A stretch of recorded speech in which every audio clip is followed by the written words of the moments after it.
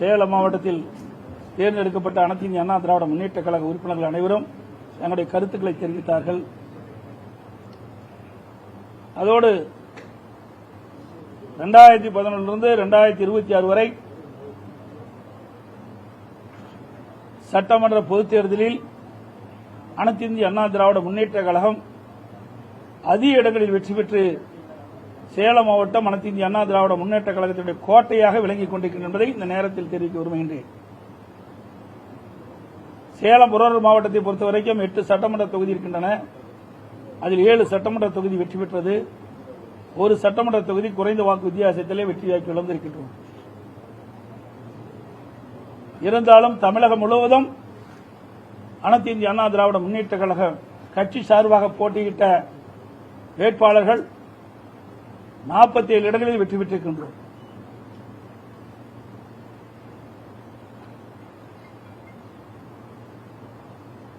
இன்றைய தினம் தமிழகத்தில் ஆட்சி நடக்கிறதா இல்லையா என்று சந்தேகம் நிலவிக் கொண்டிருக்கின்றது.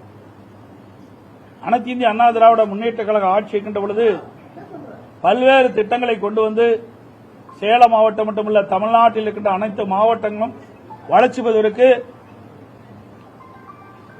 அதிமுக அரசாங்கம் பல்வேறு நடவடிக்கை எடுக்கப்பட்டது. பல்வேறு பாலங்கள் கட்டிக் கொடுக்கப்பட்டன, பல மாவட்டங்கள் பிரிக்கப்பட்டன, சட்ட ஒழுங்கு பாதுகாக்கப்பட்டது, போதைப் பொருள் கட்டுப்படுத்தப்பட்டது. அனைத்து இந்திய அண்ணா திராவிட முன்னேற்ற கழகம் தேர்தல் நேரத்திலே கொடுக்கப்பட்ட வாக்குறுதி பெரும்பாலும் நிறைவேற்றப்பட்டது. இப்படி பல்வேறு திட்டங்களை கொண்டு வந்து அரசாங்கம் அதிமுக அரசாங்கம் இருந்த என்பதை இந்த நேரத்தில் தெரிவிக்க விரும்புகின்றேன்.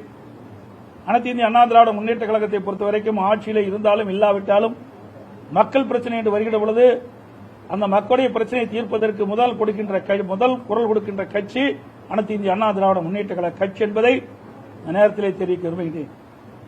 அதோடு காவிரி நதிநீர் பிரச்சனை 50 ஆண்டு காலம் தீர்க்க முடியாத பிரச்சனை. 1986 பொன்மனச்செம்மல் புரட்சித் தலைவர் எம்ஜிஆர் அவர்கள் காவிரி நதிநீர் பிரச்சனை சம்பந்தமாக வழக்குகளை தொடக்கப்பட்டு அம்மா இருக்கின்ற பொழுது சட்ட போராட்டம் நடத்தப்பட்டு அம்மா மறைவுக்கு பிறகு அம்மாவுடைய அரசு தொடர்ந்து உச்சநீதிமன்றத்திலே மூத்த வழக்குகளை வைத்து ஒரு நல்ல தீர்ப்பை காவிரி நதிநீருக்கு நாம் பெற்றோம். விவசாயிகள் வயிற்றிலே பாலை வார்த்தோம். ஆண்டுக்கு 177.25 டிஎம்சி தண்ணீர் கர்நாடக அரசு கர்நாடக அணையிலிருந்து தமிழ்நாட்டுக்கு திறந்து விட வேண்டும் என்ற தீர்ப்பை பெற்ற அரசு அனைத்து இந்திய அண்ணா திராவிட முன்னேற்ற கழக அரசு. இன்றைக்கு அதுக்கு எதிராக குந்தகம் ஏற்படுமோ என்ற அச்சம் இப்பொழுது விவசாயிகளிடத்தில் நிலவிக் கொண்டிருக்கிறது. அண்மையிலே புதிதாக தேர்ந்தெடுக்கப்பட்ட தமிழக வெற்றி கழகம் அரசாங்கம் டிவிக்கு அரசாங்கம் மேகதாது அணை கட்டுவது குறித்து தீர்மானம் கொண்டு வந்தார்கள், தனி தீர்மானம். அதிலே நடுவர் மன்றம் அமைக்கப்படும் என்ற ஒரு அறிவிப்பை வெளியிட்டிருக்கின்றார்கள்.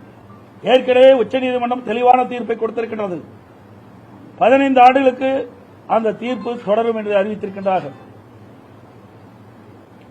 கீழ்ப்படுகை மாநிலத்துடைய அனுமதி இல்லாமல் மேல் படுகையில் இருக்கின்ற மாநிலம் எந்த ஒரு கட்டுமானத்தையும் காவிரி ஆற்றிலே செயல்படுத்தக்கூடாது என்று தீர்ப்பை கொடுத்திருக்கின்றது. அதோடு காவிரி நதிநீர் பாசனம் பெறுகின்ற மாநிலங்கள் பாதிக்காத அளவிற்கு ஒரு நல்ல தீர்ப்பை உச்சநீதிமன்றம் வழங்கியிருக்கின்றது. அந்த தீர்ப்பிலே காவிரி நதிநீரை தடுக்கவோ தேக்கவோ திருப்பி அனுப்பவோ கூடாது என்ற தீர்ப்பை கொடுத்திருக்கின்றது. அப்படி இருக்கின்ற பொழுது நடுவர் மன்றம் தேவையற்றது. ஒரு குழப்பத்தை ஏற்படுகின்ற விதமாக புதிய அரசாங்கம் இதை அறிவித்திருக்கின்றது. விவசாயிடத்திலே மிக கொந்தளிப்பு ஏற்படுத்திருக்கின்றது. குறிப்பாக டெல்டா மாவட்ட விவசாயிகளிடத்திலே மிகப்பெரிய அச்சம் ஏற்பட்டிருக்கிறது. இன்றைக்கு ஊடகத்தின் வாயிலாக பார்த்தேன், தமிழகத்தில் இருக்கின்ற முக்கிய விவசாய சங்க தலைவர்கள் நடுவர் மன்றத்தை பற்றி குறிப்பிட்டு பேசியிருக்கின்றார்கள். நடுவர் மன்றம் தேவையற்றது என்று. நானும் சட்டமன்றத்திலே இதை வலியுறுத்தி பேசியிருக்கின்றேன்.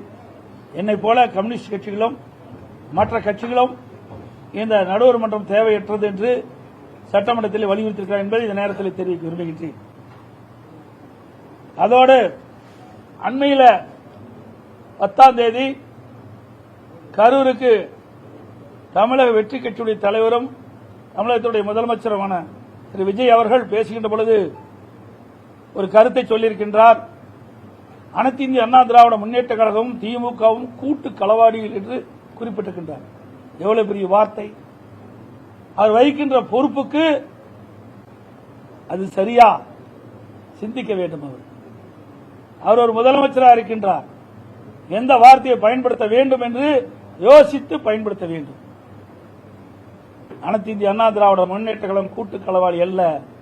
தமிழக வெற்றி கழக தலைவர் திரு விஜய் அவர்கள்தான் களவாளி.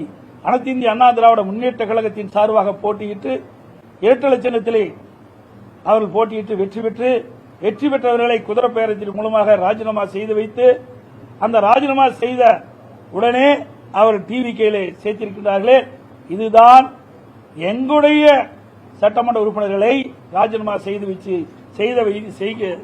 வைத்து தமிழக வெற்றி கழகத்தில் இணைத்துதான் களவாளிகள். முதலமைச்சர் தான் எங்களுடைய வெற்றி பெற்ற சட்டமன்ற உறுப்பினர்களை ராஜினாமா செய்து கட்சியிலே சேர்ந்தவர், அவர்தான் களவாளி.